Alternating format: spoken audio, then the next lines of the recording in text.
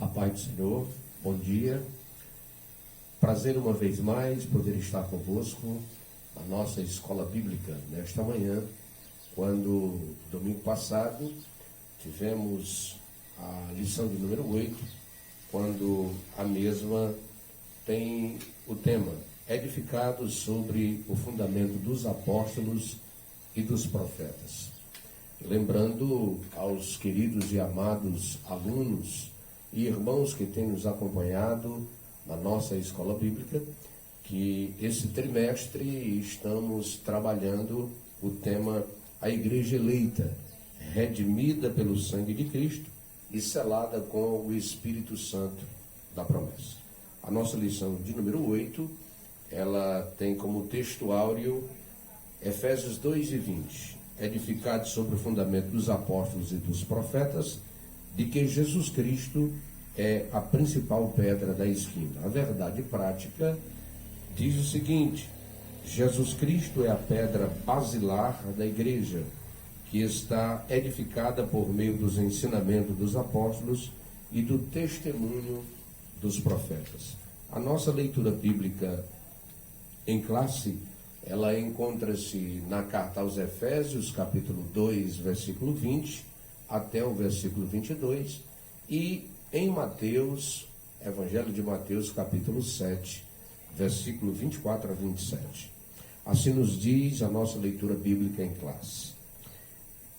Edificado sobre o fundamento dos apóstolos e dos profetas, de que Jesus Cristo é a principal pedra da esquina, no qual todo o edifício bem ajustado cresce para templo santo no Senhor, no qual também vós juntamente sois edificados para a morada de Deus no Espírito. Mateus, capítulo 7, do 24 ao 27. Todo aquele, pois, que escuta estas minhas palavras e as pratica, assemelhá-lo-ei ao homem prudente, que edificou a sua casa sobre a rocha. E desceu a chuva, e correram rios, e assopraram ventos, e combateram aquela casa, e não caiu, porque estava edificada sobre a rocha. E aquele que ouve estas minhas palavras e as não cumpre, compará-lo-ei ao homem insensato, que edificou a sua casa sobre a areia. E desceu a chuva, e correram rios, e assopraram ventos, e combateram aquela casa, e caiu. E foi grande a sua queda. Queridos, temos sempre objetivos na nossa escola bíblica, e os objetivos que a lição propõe a todos nós temos um objetivo geral e um objetivo e objetivos específicos. No objetivo geral, ele nos propõe que precisamos ensinar que Cristo é a base da igreja e que estamos alicerçados na doutrina dos apóstolos e no testemunho dos profetas. Este é o objetivo geral. Os objetivos específicos da lição, ele propõe que devemos explicar que no Antigo Testamento Deus habitou no tabernáculo e no templo, mas que no Novo habita em nós por meio do Espírito Santo. O segundo objetivo específico é apresentar o fundamento da igreja como a doutrina dos apóstolos e testemunho dos profetas. E, em terceiro lugar, refletir que somos templo do Espírito Santo e devemos viver em santidade. Então, nós temos aqui o objetivo geral e os objetivos específicos, de sorte que queremos adentrar a nossa aula propriamente dita e visualizarmos a introdução e os pontos. Temos 3 pontos a tratar nesta manhã, e já quero agradecer a sua presença, já quero agradecer aqueles que já adentraram na sala, a fim de que possamos, na verdade, aprender do Senhor Jesus. Alguma dúvida, alguma coisa que porventura for surgindo e você quiser colocar aí no comentário, a gente vai explicar para os amados e queridos irmãos dentro daquilo que a Bíblia Sagrada ela nos ensina, nos instrui, dentro de uma exegese, onde você possa realmente estar inteirado acerca do assunto e crescer em Deus, na palavra, na graça, no amor e, acima de tudo, continuar edificado na santíssima fé em Cristo Jesus, o Salvador. A nossa introdução da lição de hoje, lição de número 8, diz o seguinte: por meio da reconciliação efetivada na cruz, Cristo formou a igreja. Na lição passada de número 7, nós falamos a respeito da reconciliação, certo? E esta reconciliação se refere, o nosso comentarista, à reconciliação entre gentios e judeus. Então, através da cruz, do sacrifício da cruz, o bom Deus formou uma igreja única, a igreja dele, a igreja salva, a igreja redimida, a igreja comprada pelo seu sangue. Porque anteriormente o que acontecia é que a valorização do templo pelos judeus, em especial a sua religiosidade, acabava, na verdade, fazendo separação de gentios e judeus. De sorte que na cruz, no sacrifício de Cristo, automaticamente há uma reconciliação. E havendo essa reconciliação, essa inimizade, ela é desfeita, ela é anulada, e passamos, na verdade, a ser a igreja de Cristo, a igreja do Senhor. Então, é por isso que o nosso comentarista, na introdução, declara que por meio da reconciliação efetivada na cruz. Então, a cruz foi a efetivação desta reconciliação. Cristo formou a igreja. O apóstolo Paulo a compara como um edifício em construção, conforme Efésios 2:21, e declara que a pedra angular dessa edificação é Cristo, e o fundamento é a doutrina dos apóstolos e o testemunho dos profetas. Então, toda construção, ela tem uma base, ela tem uma base onde ela há a sustentabilidade, né? A sustentabilidade desta construção. Então, a sustentabilidade da igreja, a base da igreja é Cristo. Ele é a pedra principal angular, pedra de esquina, de sorte que ele é a sustentabilidade da igreja. Igreja que não está em Cristo, igreja que não está alicerçada nos fundamentos dos apóstolos, na sua doutrina, no testemunho dos profetas, ela não é uma igreja de Cristo. Ela não é uma igreja fundamentada, edificada em princípios da palavra do Senhor. Portanto, declara-nos aqui a introdução que assim há o propósito divino de que sejamos o templo santo do Senhor, a morada do Altíssimo. Então, nesta lição estudaremos cada um desses aspectos. Então, nós vamos adentrar sobre essa questão de que agora o Senhor não habita mais em templo feito por mãos humanas.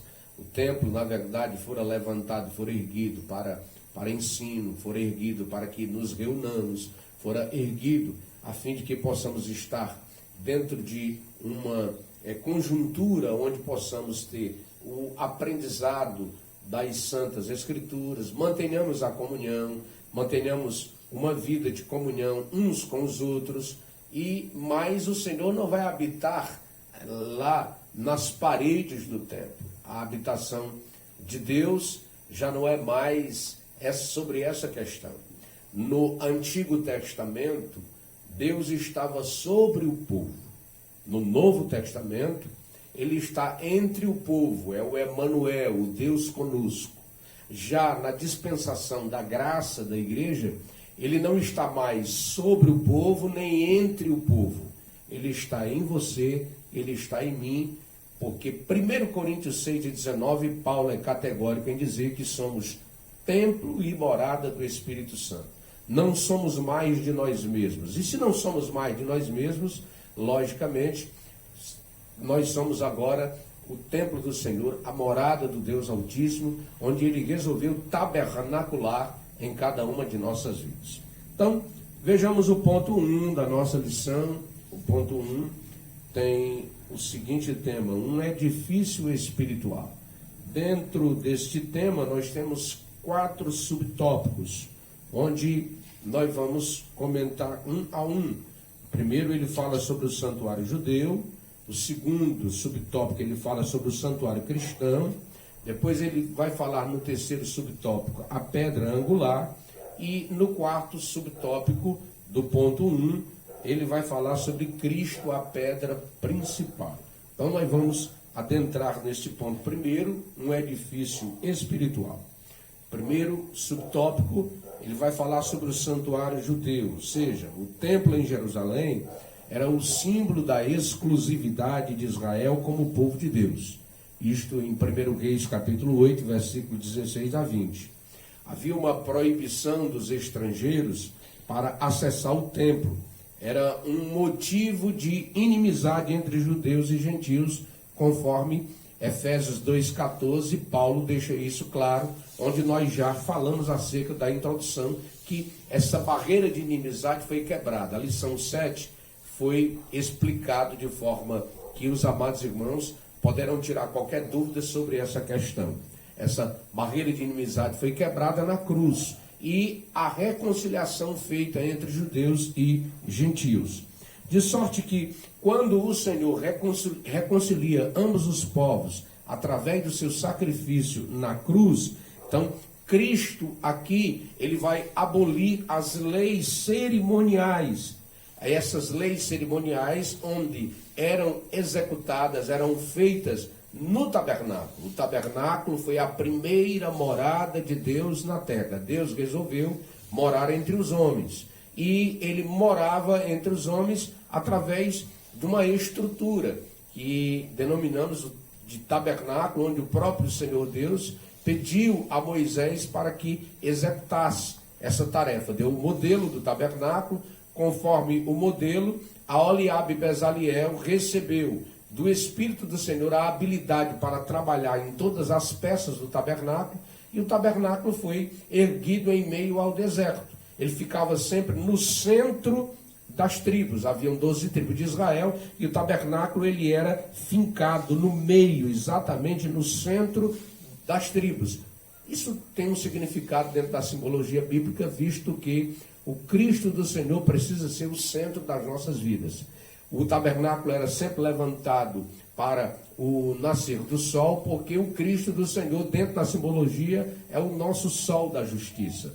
Portanto, há uma simbologia enorme na questão do tabernáculo, e esse tabernáculo, esse protótipo de igreja, ele na verdade tinha uma dimensão, aproximadamente, era 10 metros de largura por 50 metros de comprimento, aproximadamente, porque eram côvados, eram medidos por côvados. E aí, dependendo do tamanho do homem, ele media de 9,5 metros a 10 metros aproximadamente, a largura e o comprimento 50 metros, tá bom? Então, era levantado uma cortina de linho branco. Essa cortina media a altura de 2,30 metros a 2,50 metros. Por quê? Porque quem estava do lado de fora não podia ver o que estava acontecendo do lado de dentro. Para poder ver, você tinha que entrar pela porta. Havia uma porta do tabernáculo, essa porta era que dava acesso ao átrio.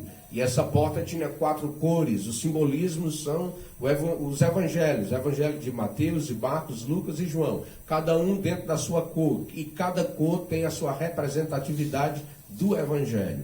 Como também os seus escritos. Aquilo que os evangelistas narraram, que foram as palavras do Senhor Jesus. De sorte que ali estava sempre o sacerdote de serviço, onde recebia os animais para ser sacrificados. Portanto, ali estava o tabernáculo, que é uma representatividade do Cristo. Cada simbologia, cada peça, cada situação do tabernáculo, ela tinha, na verdade, algo muito importante para trazer para todos nós. De sorte que as cerimônias eram realizadas ali. Eram cerimônias interessantes, importantes, onde eram executadas a fim de que o pecado das pessoas que achegavam-se ao tabernáculo fossem cobertos. Porque o sangue de animal no Antigo Testamento só servia para cobrir pecados, nunca para limpar, para purificar, para perdoar.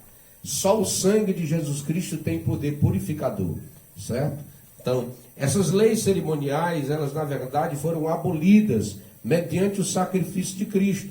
O sacrifício de Cristo é perfeito, e sendo perfeito, eu não preciso mais, em hipótese alguma, destas cerimônias religiosas para que eu possa me achegar a Deus. Eu me achegarei a Deus com interesse de coração, com o coração contrito. Eu tenho acesso a Deus mediante o sacrifício de Cristo, que é suficiente. E ele é suficiente para que eu possa achegar-me a ele e eu ter uma comunhão com ele e eu possa contemplar a sua Shekinah, a sua glória. Portanto, esse edifício espiritual foi, na verdade, glorioso a respeito do santuário judeu, porque essa inimizade deixa de existir e forma agora uma nova humanidade, a igreja em Cristo Jesus. Assim, o templo judaico, ele perde a sua relevância e um novo conceito de santuário é apresentado.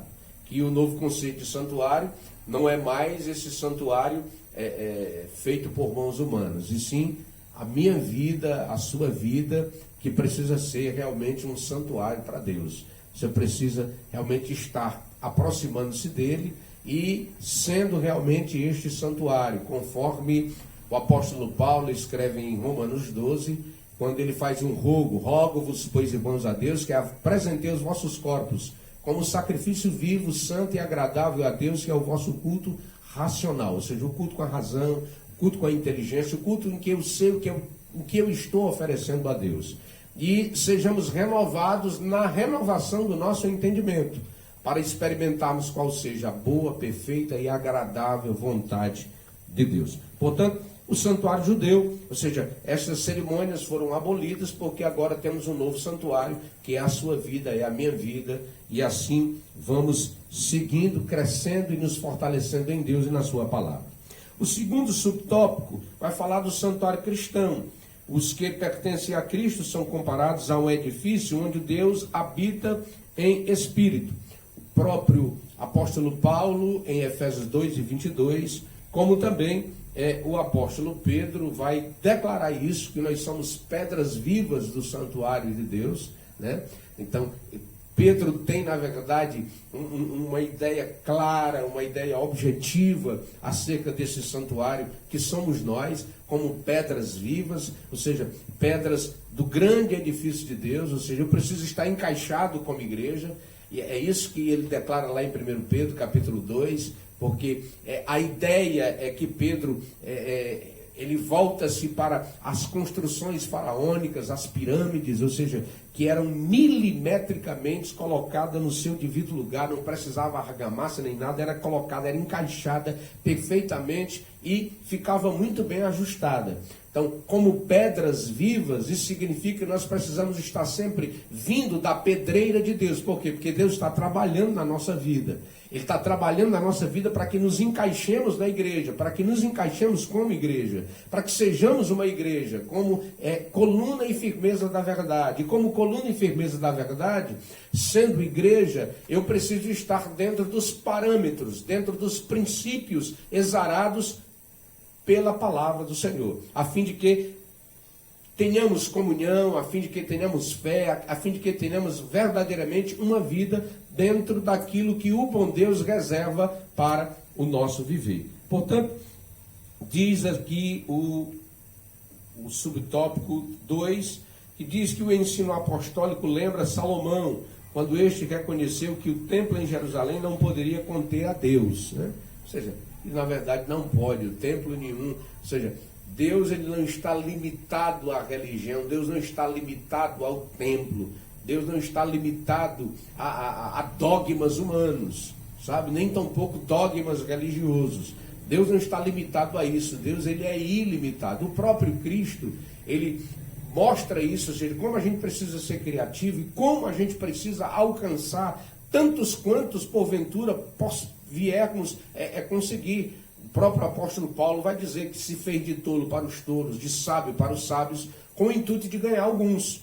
Portanto, eu preciso usar da criatividade onde eu possa realmente atrair muitos para Deus, para ter um entendimento da fé e da palavra do Senhor. E o próprio Salomão, ele dá a ideia realmente disso, ou seja, que Deus, o templo, ele não tem como conter a glória de Deus, ou seja, eu não posso ter esse entendimento que o templo é tão somente o lugar onde Deus vai se revelar. Em hipótese alguma, Deus se revela de várias formas e Ele está na minha vida. O templo é o local erguido, é o local, na verdade, consagrado ao Senhor, a fim de que possamos nos reunir, possamos aprender do Senhor, possamos receber os ensinamentos, possamos manter uma comunhão, a fraternidade e termos o crescimento em Deus. Mas Ele, o bom Deus, nunca e jamais irá habitar em templos feitos por mãos de homem.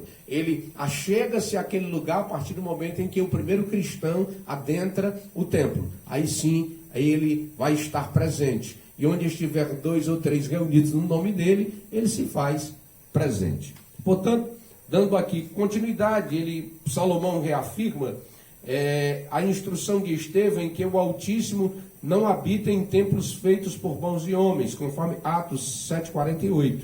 Né? Então, desse modo, os crentes, judeus ou gentios, tornaram-se o templo onde o Espírito de Deus habita, em que eles são pedras vivas em um edifício espiritual.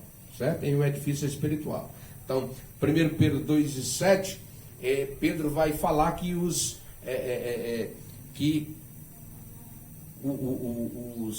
os fundadores, né, eles acabaram, na verdade, rejeitando a fé, rejeitando a Cristo. Mas para nós o que cremos, para nós, na verdade, que o recebemos, para nós que entendemos esta fé e o seu sacrifício na cruz do Calvário, é edificação para as nossas vidas.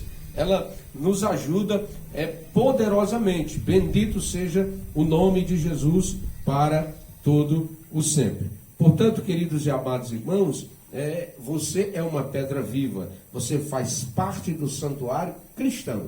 Não mais do santuário humano, mas do santuário cristão, porque você é templo e morada do Espírito Santo.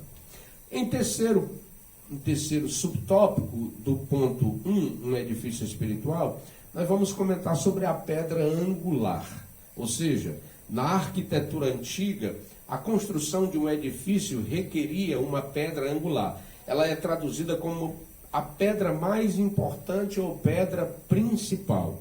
Ela era posta no canto do prédio para sustentar o alicerce, firmar e unir toda a estrutura e manter as paredes em linha certa. Para que se tenha uma ideia dessa dimensão, em uma das escavações do monólito, com cerca de 12 metros de comprimento. Para que você possa entender o que é um monólito, é uma pedra grande, uma pedra bem solidificada, não é uma pedrinha pequena. Há até uma confusão teológica, algumas pessoas acabam fazendo uma interpretação totalmente equivocada, dizendo que Pedro é o fundamento da igreja. E não existe isso. Na expressão do evangelista Mateus 16 e 18, quando Pedro vai dizer, eu sou Pedro, Petros, no grego Petros, ou seja, fragmento de pedra, né? E a minha igreja é edificada sobre Petro, ou seja, sobre a pedra que é Cristo, né? Sobre a pedra que é Cristo. Ou seja, nós estamos fundamentados sobre esta pedra principal, sobre essa pedra angular. A igreja está fundamentada em Cristo, da mesma forma que ela está fundamentada nos ensinamentos dos apóstolos e no testemunho dos profetas. Ou seja, uma construção, ela tem 4 quinas para que ela possa ser erguida, as paredes sejam erguidas e tenhamos realmente uma construção e ela esteja edificada. Nós vamos ter 4 quinas para que ela possa realmente ter a sustentabilidade. Eu costumo sempre dizer que as 4 quinas da igreja primitiva, que precisam estar hoje na sua vida e na vida de qualquer denominação que se preza e que preza pelo princípio da palavra de Deus, nós precisamos estar na doutrina dos apóstolos, a primeira quina, nós precisamos estar no partir do pão, na comunhão e nas orações. Estas são as 4 quinas de sustentabilidade da igreja. Uma igreja de oba-oba, uma igreja de entretenimento, ela vai ter, na verdade, que estar sempre entretendo as pessoas. Porque da mesma forma que ela atrai por causa do entretenimento, ela vai ter que alimentar esse povo com entretenimento. Por quê? Porque o povo foi atraído apenas pelo entretenimento. Nós precisamos atrair as pessoas para a igreja pela palavra e pela oração. E pelo testemunho dos profetas, através da comunhão.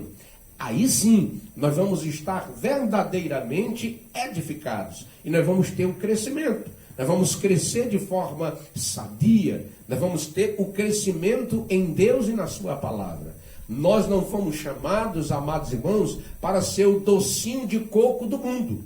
Nós fomos chamados para ser sal e luz nesta terra. E como sal e luz, nós precisamos levar o evangelho genuíno, simples, verdadeiro, puro, sem arrudeios, para que as pessoas compreendam e entendam que nós estamos verdadeiramente alicerçados neste monólito, nesta pedra principal, nessa rocha verdadeira, né? Quando Mateus 16:18 declara: eu sou Pedro e as portas do inferno não prevalecem contra a igreja do Senhor Jesus. Ou seja, fragmento de pedra. Pedro, nós não podemos estar sustentados em Pedro, porque Pedro foi um homem, e um homem cheio de falhas, cheio de defeitos. Nós estamos alicerçados em Cristo, um homem que não foi encontrado nele nenhum dolo, nada que desabonasse a sua conduta,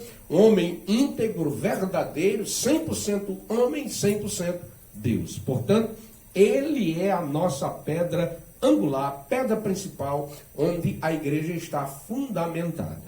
Portanto, o subtópico 4 do ponto 1, um edifício espiritual, diz o seguinte: Cristo, a pedra principal. A identificação de Cristo como a pedra angular remonta à profecia messiânica, em que a pedra rejeitada tornou-se cabeça de esquina, conforme Salmo 118, versículo 22. Ele mesmo afirmou ser a cabeça da esquina, assim como também os apóstolos testificaram ser Cristo a pedra principal. Portanto, a pedra angular deste novo santuário é o próprio Cristo.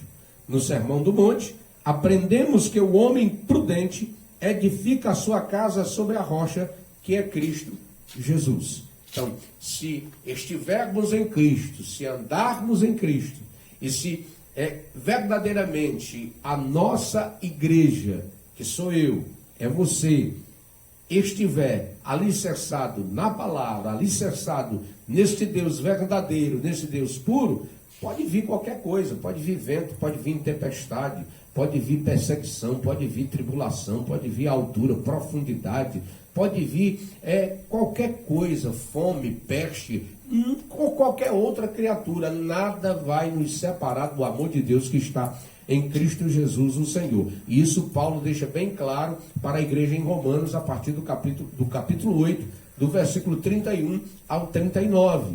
Né? Que diremos, pois, estas coisas? Se o Senhor é por nós, quem será contra nós? Então, ele utiliza-se dos 3 argumentos da lei romana, que a lei romana, ela precisava de uma acusação, ela precisava, depois da acusação, precisava da condenação e depois da separação.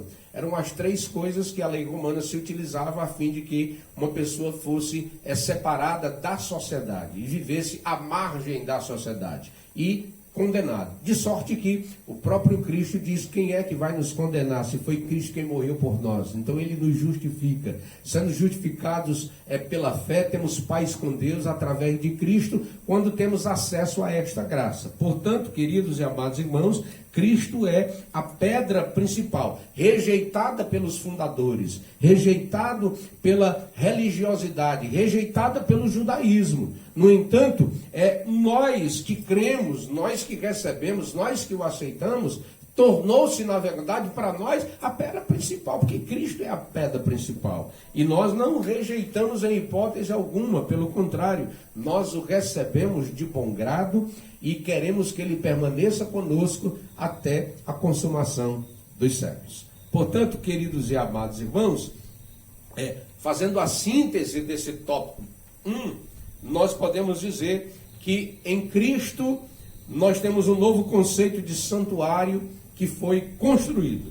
Os crentes agora são comparados a um edifício espiritual onde Cristo é a pedra principal. Então, essa é a síntese do ponto 1 do nosso tema de hoje, que é um tema bastante interessante, edificado sobre o fundamento dos apóstolos e dos profetas. Nós vamos agora para o ponto 2. E eu espero que você possa estar acompanhando e possa estar recebendo aí instrução, e alguma dúvida que porventura você tiver, porventura você pode colocar aí no seu comentário que nós vamos responder. Nós vamos minimizar qualquer dúvida que porventura você venha ter acerca do assunto em pauta. O ponto 2, o fundamento, apóstolos e profetas. Esse é o fundamento onde nós estamos verdadeiramente na presente atualidade. O ponto 2, nós temos 3 subtópicos.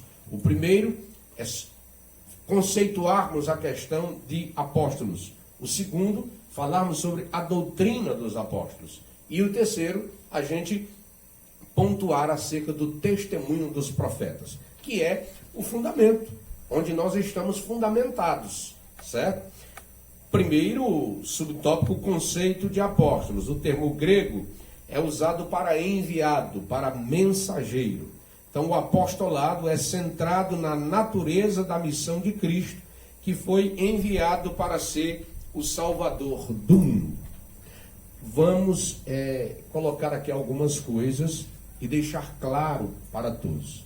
Hoje, na presente atualidade, as pessoas gostam muito desse título, né? Do título de apóstolo. Mas uma das coisas para que uma pessoa possa ser considerada apóstolo, a primeira coisa é que ele tinha que andar com Jesus. Se ele não andou com Jesus, ele não é apóstolo. Talvez você venha dizer assim, mas pastor, o apóstolo Paulo não andou com Jesus e foi chamado de apóstolo, foi denominado de apóstolo. É verdade. Agora, vamos olhar o que na verdade a Bíblia vai nos ensinar. A Bíblia vai nos dizer, e a Bíblia não, isso é um conceito onde realmente a gente analisa dentro dos ângulos das Escrituras. Por exemplo, eu digo sempre que Matias nunca foi o apóstolo do Senhor. Matias foi o apóstolo dos homens. Matias foi tido por apóstolo lançado sorte, que era um costume judaico fazer isso, usar o urim e o tumim, que é luz e perfeição. E se utilizava muito isso na questão do Velho Testamento, sobre essa questão de lançar sortes. De sorte que Matias, quando ele é nomeado para apóstolo, ele é nomeado e desaparece nas Escrituras. Ninguém menciona mais o nome dele. Ninguém fala mais o nome dele. É por isso que eu digo que ele é o apóstolo dos homens. Deus respeitou a escolha humana. Deus respeitou a escolha do apostolado. Mas Deus tinha um homem para ser o substituto de Judas Iscariotes. E esse homem era Paulo. Um homem que foi preparado para ser o apóstolo dos gentios. O homem que foi preparado e esteve com o Senhor durante um bom tempo no deserto da Arábia. Esteve ali quase 3 anos aprendendo do Senhor após a sua conversão. E quando a gente começa a estudar a história, nós vamos verdadeiramente buscar dados importantes e nós vamos ver que Paulo, na verdade, era o apóstolo que o Senhor tinha reservado. Infelizmente, o colégio apostolado quis, na verdade, preencher esta vaga, quis preencher a vacância, visto que ainda não tinha, na verdade, um estatuto para que pudesse, na verdade, ser colocado um novo apóstolo. De sorte que Matias é mencionado, mas é Paulo quem traz a espinha dorsal da doutrina cristã. É Paulo que, na verdade, ele é um grande mestre e que aplica na vida da igreja de forma que aplica a doutrina, o ensinamento e gera em nossos corações este aprendizado, este crescimento, este fortalecimento. Portanto, queridos e amados irmãos, essa questão de apóstolo, na presente atualidade, títulos humanos, títulos que muitas pessoas gostam de se utilizar a fim de que possam realmente ter como uma pessoa da mais alta cúpula. É isso que as pessoas estão querendo, na verdade, ser reconhecido. Eu costumo dizer que isso é evangelho antropocêntrico. É um evangelho que está buscando apenas o homem e não o espírito de João Batista. Que o espírito de João Batista é aquele que é necessário que Cristo cresça e que nós diminuamos. Nós não precisamos apenas de... Eu ser cristão, para mim, já é um título muito grande, já é uma bênção enorme, já é algo acima daquilo que a gente merece, já é graça. E isso é glorioso. E esta graça tem se manifestado a todos os homens. Eu posso, na verdade, ser dentro da salvação, eu tenho um chamado específico. Ou seja, uns foram chamados para exercer algo importante dentro do reino, né? Pastor, evangelista, mestre, doutor, outros foram chamados para ser apóstolos. Glórias ao Senhor. E nós estamos fundamentados na doutrina dos apóstolos, é o fundamento, que é aquele que é o enviado, é o mensageiro. Mas nós não estamos alicerçados nos apóstolos da presente atualidade. Isso aí, na verdade, são títulos humanos. São pessoas, na verdade, que estão querendo apenas aparecer como alguém proeminente, alguém acima da média. E isso não é o que a Bíblia nos ensina. Então, quero deixar claro isso para vocês, para que todos possam estar edificados e possam compreender essa realidade do conceito apostólico. A primeira coisa, para a pessoa seja chamada de apóstolo, está com o Senhor. Então, atualmente essas pessoas não estiveram com o Senhor, então esse título, ele findou. O cânon sagrado fechou. Então, nós precisamos realmente ter muito cuidado para que a gente não seja enganado, ludibriado ou conduzido para este caminho, porque não é o caminho que Deus reservou para a nossa vida através das Escrituras. E eu estou falando de Escritura, não estou falando de denominações que se utilizam desta função como algo maior, como algo superior, como algo, esse mensageiro que está acima de todas as coisas. Não. Nós temos pessoas que podem ser consideradas um verdadeiro apóstolo. Vamos citar aqui exemplos, né? Na nossa Assembleia de Deus do Tempo Central. Adriano Nobre, ou seja, é quem traz, é quem funda a Assembleia de Deus aqui no estado do Ceará. Então, esse pastor, ele é considerado um apóstolo, por ser um enviado, um mensageiro, quem principia o trabalho aqui. Mas nós vamos ter outros nomes, né? Nós vamos ter outros nomes de grandes baluartes que foram verdadeiros precursores em regiões, em localidades, e que podem ser considerados. Uma coisa é você ser considerado, outra coisa é você ser legitimamente apóstolo. Então, eu deixo isso bem claro para todos vocês. Então, de sorte que esse conceito de apóstolo, que é mensageiro, enviado, e o apostolado é centrado na natureza da missão de Cristo, que foi enviado para ser o Salvador do mundo. Então, nos evangelhos Mateus, Marcos e Lucas, usam o termo quando se refere aos 12 escolhidos por Jesus. Eles foram testemunhas oculares do ministério, morte e ressurreição de nosso Senhor. Paulo também foi chamado pelo próprio Senhor para ser apóstolo, conforme 1 Coríntios 15, versículo 8 e 9, e Romanos 1 e 1. Isso são os escritos paulinos, que eu já expliquei para os amados irmãos. Aos apóstolos foi confiado o ministério da palavra, com o compromisso de instruir a igreja.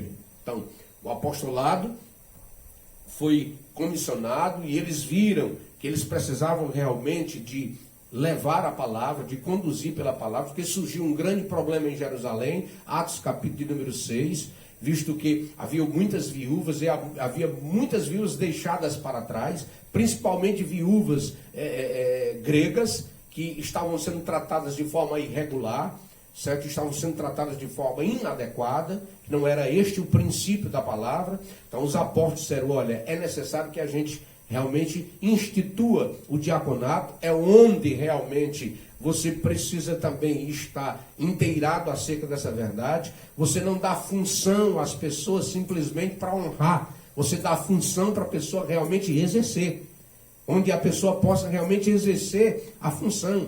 Ou seja, existem muitos diáconos que não oferecem, que não exercem a sua função. Existem muitos presbíteros que não exercem a sua função. Assim como existem pastores que não exercem a sua função. Então, a função não é apenas uma honra da denominação. A função é para que a pessoa execute a tarefa, execute a missão. E que ele seja realmente chamado, comissionado. Ele seja realmente uma pessoa habilitada. Ele seja uma pessoa realmente vocacionada, né? Conforme Paulo declara aos Efésios capítulo 4. Cada um na vocação que foi chamado. Então, quando você é um vocacionado, então exerça a vocação para a qual você foi chamado. De sorte que o apostolado, ele, na verdade, o conceito dele é exatamente isso. A natureza da missão dele é a mesma natureza da missão de Cristo. Ir, levar a mensagem verdadeira, a mensagem pura, a mensagem simples, a mensagem grandiosa. O apostolado, a gente pode utilizar-se na questão de Efésios, capítulo 4, versículo 11, onde ele vai falar exatamente dessas funções, apostolado, depois do apostolado vem profetas, depois vem o evangelista, que é o dedo médio, depois nós temos o dedo anular, que é o pastor, e o dedo mínimo, que é o mestre.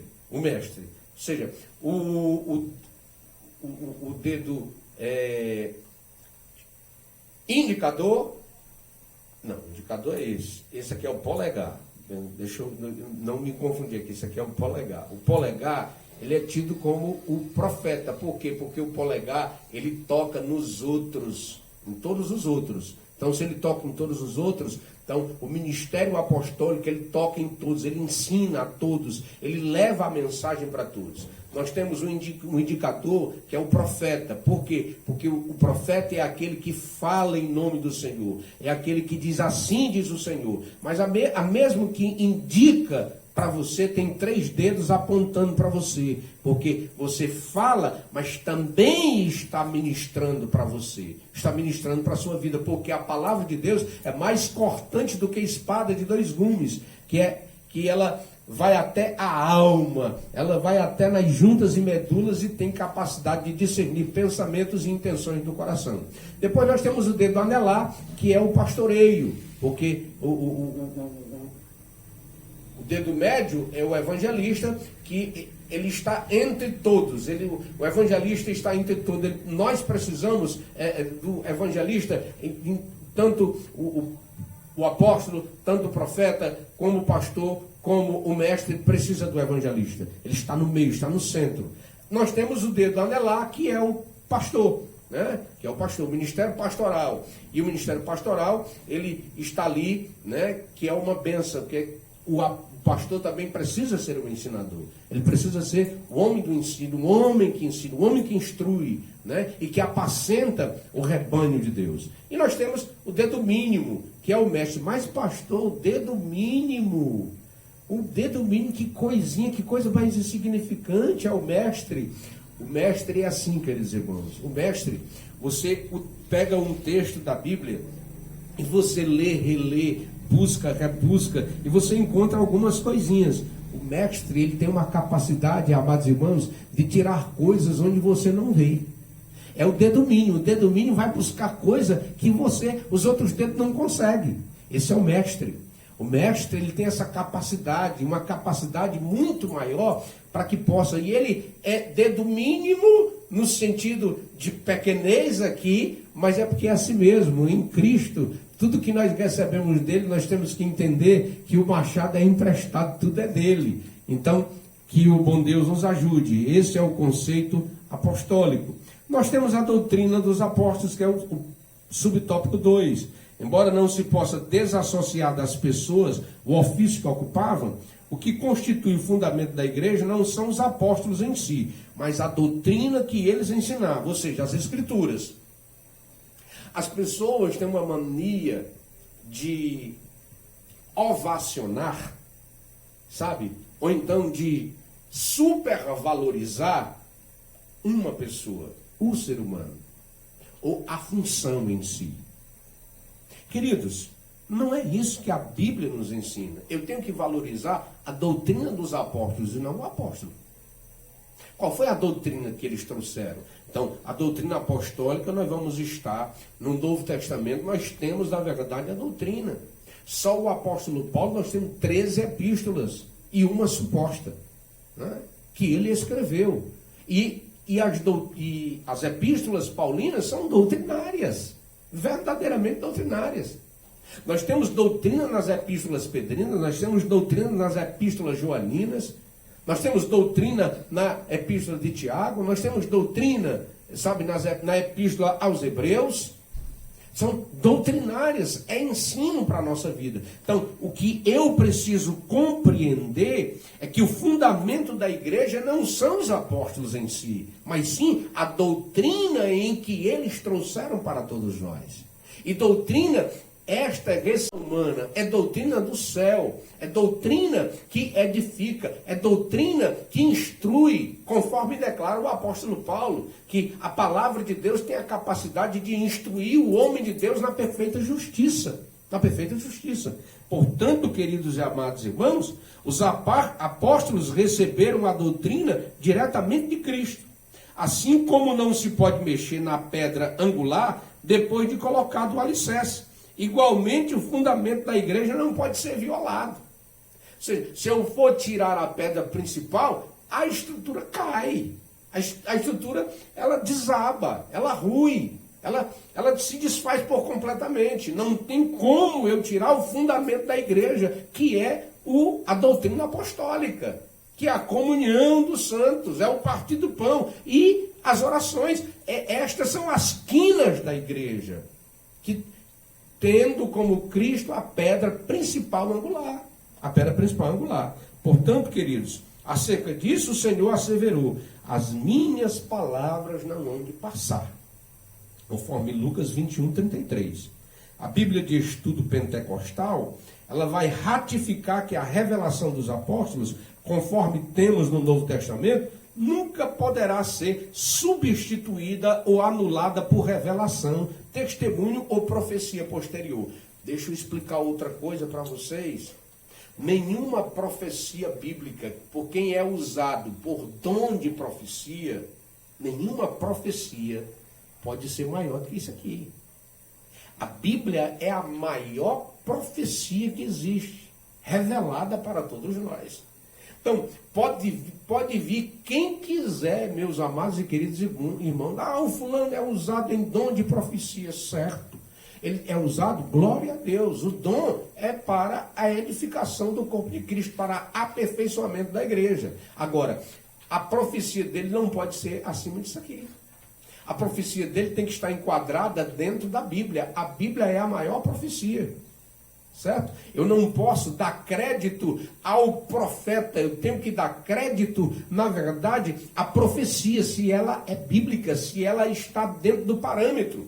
E qual é o parâmetro da profecia, pastor? A Bíblia deixa claro que a profecia, ela consola, ela exorta e ela edifica. Como edificação, a profecia ela pode ter revelação. Ela pode ser revelatória dentro da edificação. Agora, ela é uma revelação, mas não pode ser um revelamento. Tem que ser uma revelação, tem que ser algo da parte de Deus.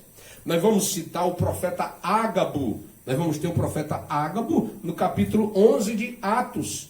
E Ágabo foi o homem que pegou o cinto de Paulo, sem saber que era de Paulo, e ele se amarra no cinto de Paulo e diz que o dono desse cinto vai ser levado, vai ser vai ser manietado, vão conduzir ele preso, e tem outra coisa, vai acontecer uma fome grande aqui em Jerusalém.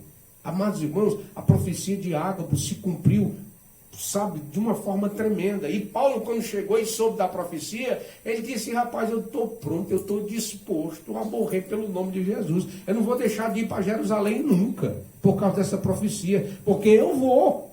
Embora que eu seja preso, mas eu vou. E Paulo foi, e realmente cumpriu-se o que a profecia declarou. Porque Atos capítulo 20, versículo 24, o doutor Lucas narra as palavras de Paulo. Ele diz: em nada eu tenho a minha vida por preciosa, contanto que se cumpra a palavra que está escrita. Eu vou cumprir, sabe? Porque não tenho a minha vida por preciosa. Então, é exatamente isto, amados irmãos, que nós precisamos compreender. Que, em hipótese alguma, ou seja, uma profecia vai substituir a revelação da Bíblia. Uma profecia vai anular o que está escrito pelo testemunho dos profetas. Nada posterior ao que está aqui na palavra de Deus pode anular o que está revelado aqui. Aqui é o segredo, aqui está o alicerce, aqui está o que eu preciso, aqui está tudo quanto eu preciso para vencer, para suplantar, para me edificar, para me ensinar, para me deixar um verdadeiro homem, uma verdadeira mulher, um verdadeiro jovem, caminhando na presença do Senhor Jesus. Então, esse foi o segundo subtópico do ponto 2. O terceiro subtópico é o testemunho dos profetas. Já vimos o conceito dos apóstolos, a doutrina dos apóstolos, agora o testemunho dos profetas.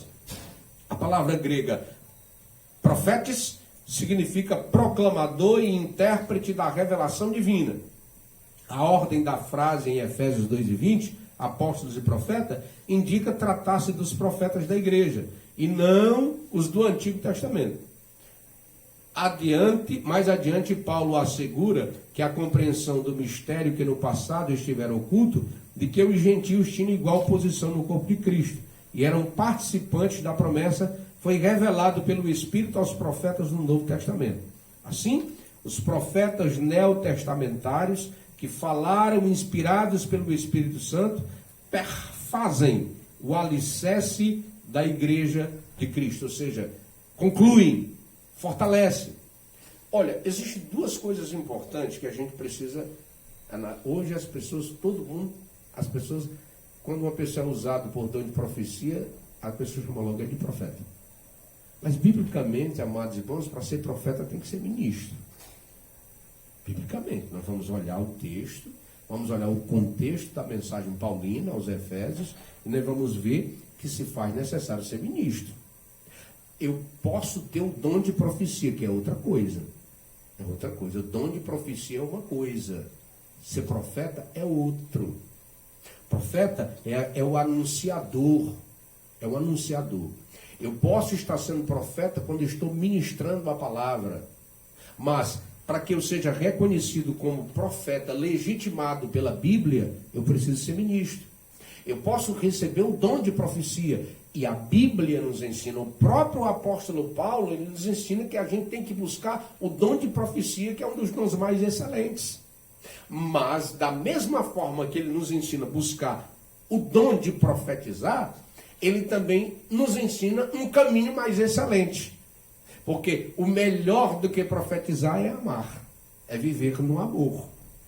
E aí o 1 Coríntios 13, ele fala sobre a excelência do amor. Por quê? Porque em parte cremos, em parte profetizamos. Mas quando ele vier, que é em Cristo, nós reconheceremos ele como ele é. Agora, aqui, enquanto estivermos, o que vai, na verdade, ser importante para o nosso viver é o amor de Deus enraizado no nosso ser, que foi derramado em nossos corações. Então, o caminho do amor é o caminho excelente, é o caminho das excelências, sabe? É amar. Paulo vai falar aos Romanos, capítulo 12, versículo 9, vai dizer que o amor, ele não pode ser fingido. Não pode ser um amor de fingimento. Tem que ser um amor verdadeiro, o amor ágape, o amor agapô, como queiram chamar. É um amor verdadeiro, um amor puro, um amor que não é hipócrita, Né? O amor não pode ser fingido, não pode ser com hipocrisia, tem que ser verdadeiro. Certo? E quem ama, perdoa. Quem ama está disposto a caminhar a segunda milha. Quem ama está disposto a vencer, a ultrapassar as dificuldades. Quem ama está disposto verdadeiramente a compreender. Quem ama está disposto a abraçar. E quem ama está disposto a vencer todas as dificuldades. Portanto, queridos e amados irmãos, esta é a questão da doutrina dos apóstolos. Agora o testemunho, que é a palavra grega profetes, que significa esse proclamador, intérprete da revelação divina. Tem muita gente, amados irmãos, que são verdadeiros profetas, são usados no dom de profecia. Eu conheço gente íntegra, gente que não brinca com essas coisas. Eu conheço pessoas que, na verdade, têm um compromisso com isso. Não brinca de revelamento, não brinca de adivinhação. Primeiro, porque se for adivinhação, a gente tem que repreender o demônio que está na vida dessa pessoa. Isso é coisa de demônio. Adivinhação não é coisa do céu. Agora, tem gente, amados irmãos, que tem compromisso com Deus, que Deus revela. Eu testemunho sempre. Deus já falou comigo assim de forma profunda, através de pessoas que têm o dom de profecia. Sabe? Deus falou já de diversas maneiras, de diversas formas comigo. E eu quero dizer para vocês que eu creio profundamente nisso. Eu creio no dom de profecia. Eu creio no dom de profecia. Eu não creio em revelamento, em achismos, essas coisas eu não creio. Porque não é pecado, em hipótese alguma, eu pedir, na verdade, uma confirmação de Deus. Nós vamos para a Bíblia, nós vamos para outro lugar. Gideão, o próprio Senhor, uma teofania, aproxima de Gideão, chama ele de varão valoroso, ele dá um pulo. Eu, valoroso? Se eu estou com medo, como é que eu sou valoroso? Se eu sou o menor da minha casa, e da casa do meu pai, a casa do meu pai é a menor, e da casa do meu pai eu sou o menor, e eu estou aqui morrendo de medo. Aí o Senhor, varão valoroso, o Senhor é contigo. Ele diz, comigo? Então tá certo. Comigo, pô, vamos aqui, vou botar aqui fazer aqui um cozido, e vamos comer, e vamos conversar. E ele faz aquele cozido, e come ali com o anjo do Senhor, de sorte que quando o anjo do Senhor vai embora, ele vai indagar o Senhor. Senhor, se sou eu mesmo que vou livrar o povo de Israel das mãos dos midianitas, me dá uma prova, me dá uma confirmação. Eu quero que tu mande chuva sobre a terra, e o velo de algodão, o capucho do algodão, ele não vai se molhar de jeito nenhum. Tá bom, Gideão, é só isso que tu quer. Ele foi dormir, amanheceu o dia, Deus mandou uma nuvem bem rasteira, encostando no chão, a terra ficou toda molhada, e o velo do algodão ele pegou e bem sequinho. Ele disse, olha aí, parece que Deus quer uma coisa comigo. Aí ele disse, pois Senhor, pois agora faz o contrário. Agora manda chuva, molha o capucho do algodão e deixa a terra seca. Aí Deus levantou a nuvem, deixou na altura do capucho de algodão. E a terra ficou bem sequinha e o capucho do algodão molhado que escorreu. Aí Gideão teve certeza. O que é isso? Amados irmãos, eu posso perguntar a Deus, eu posso indagar a Deus. Não é porque uma pessoa foi usada com uma palavra profética que eu tenho que seguir cegamente. Pergunta para Deus, confirma com Deus, vai pedir confirmação ao Senhor. Para quê? Para que você não seja enganado, para que você não seja ludibriado, e Deus confirme. A fim de que esta profecia que porventura fora proferido para a sua vida, ela possa ser cumprida cabalmente e você possa testemunhar. Olha, Deus realmente falou comigo, usou o servo dele, usou a serva dele. É assim que deve ser feito, tá bom? Então vamos lá, finalizar esse ponto 2, falando aqui sobre a síntese do tópico 2. A igreja está edificada sobre a pedra angular, que é o próprio Cristo. O fundamento da igreja é a doutrina dos apóstolos e o testemunho dos profetas bíblicos. Então, é a síntese do tópico 2. Vamos para o tópico 3, que é edificados para a morada de Deus. Esse tópico, o ponto 3, também tem 3 subtópicos. O primeiro subtópico, edifício bem ajustado. O segundo é templo santo no Senhor. E o terceiro, morada do Altíssimo. Portanto, vamos lá para o primeiro subtópico. Edifício bem ajustado. A expressão todo edifício bem ajustado cresce. indica um processo contínuo de desenvolvimento dos crentes, assim como todas as partes do edifício precisam estar harmônicas.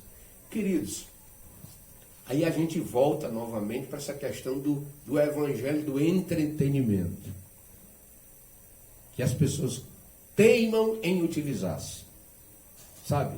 Do evangelho para entreter as pessoas. Mas o evangelho não é entretenimento, o evangelho é confrontamento. A Bíblia confronta a nossa vida o tempo todo.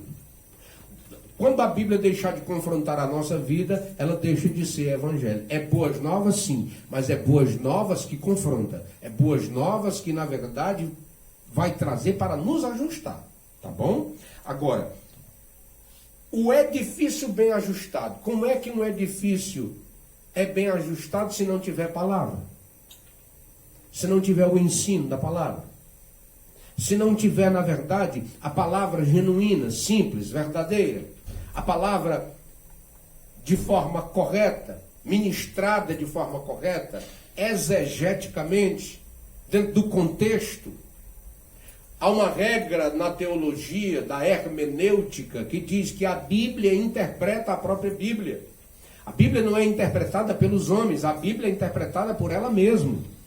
É ela quem, dentro do ajuste que ela tem, 40 autores distintos que escreveram em tempos diferentes, em épocas diferentes, reis, rainhas, vassalos, súditos, apóstolos, profetas, foi quem escreveu. Gente simples, como também gente do mais alto nível. E há uma harmonia nos ensinos, nos escritos. Essa harmonia é tão profunda, queridos irmãos, que as engrenagens se encaixam perfeitamente. Assim é o crescimento do edifício. Um edifício, para ter crescimento, ele precisa estar ajustado. E o que é que ajusta um edifício? O edifício que tem como pedra viva, que é o edifício da igreja, o edifício de Cristo. É uma pedra viva. Para estar bem ajustado, precisa estar na palavra. Precisamos estar na palavra, precisamos crescer na graça e no conhecimento que há na pessoa bendita de nosso Senhor e Salvador Jesus Cristo, como declara 2 Pedro 3,18. Então, o processo de desenvolvimento da vida cristã dar-se-á mediante o conhecimento da palavra. Lembram como é que o autor da carta aos Hebreus trata os judeus, os israelitas? Chamam eles, sabe de quê? De meninos inconstantes. Chamam eles de meninos que não cresceram. Por quê? Porque já eram para ser mestres e, no entanto, eles estavam ainda engatinhando na fé. As coisas básicas da vida cristã e da fé, eles estavam rateando, eles estavam escorregando. Eles não estavam ainda praticando, vivenciando. Queridos e amados irmãos, o que traz a edificação para a vida do cristão, o fortalecimento, o crescimento para a vida dele, é a palavra, é o ensino da palavra, é o ensino sistemático, é o ensino, na verdade, que produz, sabe, na vida da gente. Eu acho tão engraçado, sabe, as lives aí anteriormente, eram as lives de profeta que sumiram. Nesse período de pandemia, acabou-se esse negócio de live de profeta, viu? De revelamento de todo mundo. Acabou, isso não estou vendo mais. Né? Pelo menos no Facebook, aqui desapareceu. Esse pessoal sumiu, sabe? Sumiu. Nós precisamos, amados irmãos, de revelação da palavra, do ensino da palavra, crescer na palavra. Nós precisamos de nos ajustar através da palavra. Eu preciso da palavra para que eu possa crescer, me fortalecer e eu possa ter um verdadeiro crescimento. O verdadeiro crescimento é na palavra. É na palavra. Glória seja dada ao nome do Senhor. O crescimento da igreja também depende de tudo ser bem ajustado a Cristo. Se eu não estiver em Cristo, se eu não andar como Cristo andou, se eu não viver como Cristo andou, na simplicidade, no amor, na fé, Ele é o nosso modelo, Ele é o nosso padrão. O padrão da igreja é Jesus. É Jesus. Então, a gente só precisa adequar-se ao modelo que Ele nos deu, ao padrão que Ele nos deu. Quantas vezes as pessoas dizem assim, puxa, fui para o culto hoje, não senti nada, Deus não falou comigo. Ora, Você precisa se adequar ao modelo, você está fora do padrão. Para que eu possa ver, contemplar, sentir a glória, eu preciso estar no padrão do céu.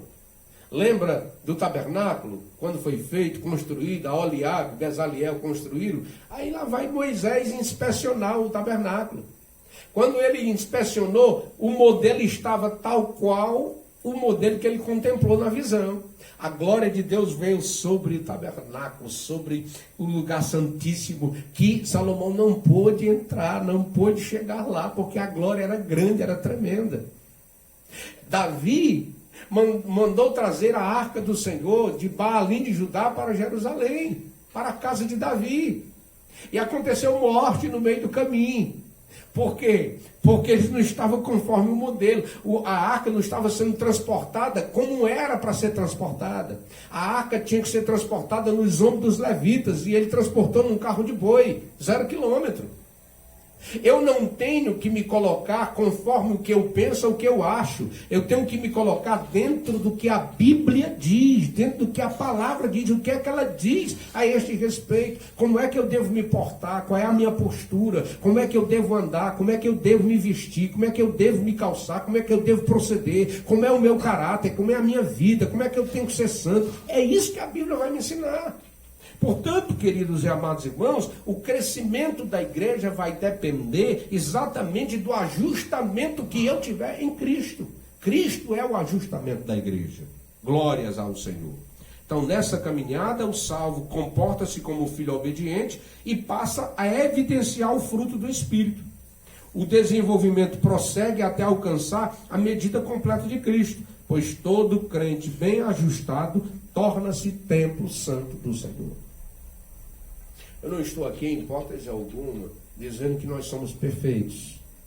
Por favor, não vá por esse caminho, porque não existe perfeição na vida humana. Nós somos imperfeitos, nós somos pecadores, somos justificados pelo Senhor.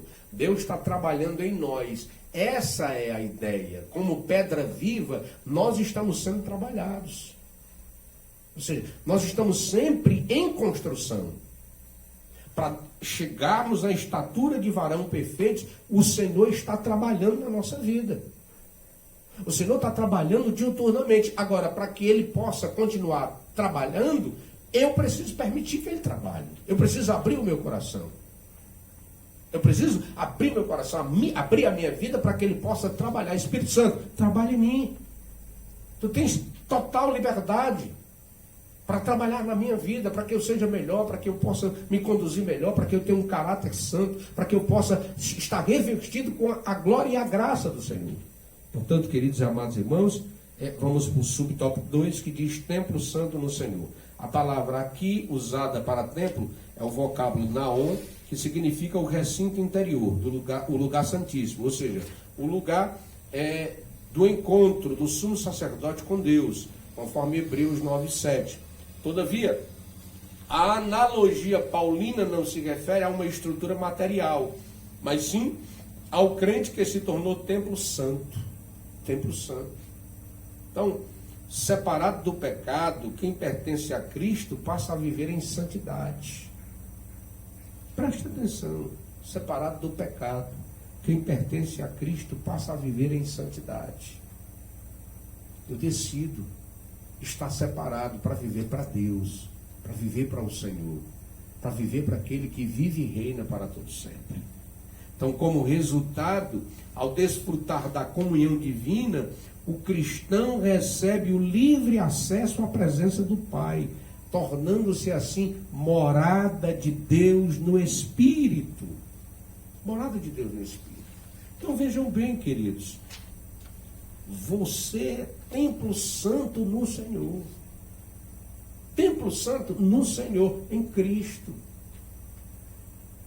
Desde que começou essa pandemia, eu sempre tenho dito para vocês: igreja não fecha. Quem fecha é o templo. Você é igreja, nós somos igreja. Você é testemunha viva. Você é a igreja do Senhor Jesus. Costumeiramente nós estamos dizendo: eu vou para a igreja. Não vou para a igreja, eu sou a igreja, eu vou para o templo. Eu vou para o templo no Senhor. O Senhor vai tabernacular na tua vida. O Senhor vai trabalhar no seu viver. Vai trabalhar de tal forma onde você fique separado do pecado, onde você viva para Ele, onde você glorifica a Ele, onde você dê honra a Ele, onde você bendiga o nome dEle, porque você é templo santo no Senhor.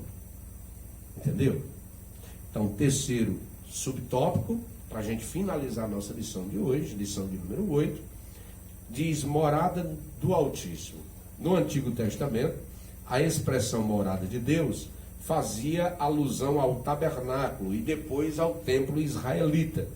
Indicava lugar de habitação permanente e de comunhão íntima. Como já vimos, o crente tornou-se templo santo no Senhor. Isso indica que Deus habita em nós por meio de seu Espírito. E que tal afirmação ratifica o ensino apostólico de que Deus não habita em templos feitos por mãos de homens.